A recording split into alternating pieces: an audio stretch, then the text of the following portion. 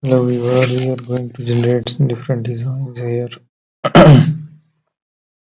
and then apply the different exposures,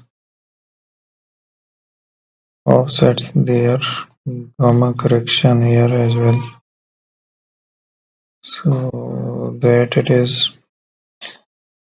we will apply the paint bucket tool in the background as well. So let's have some pattern stamp over there to cover up that area.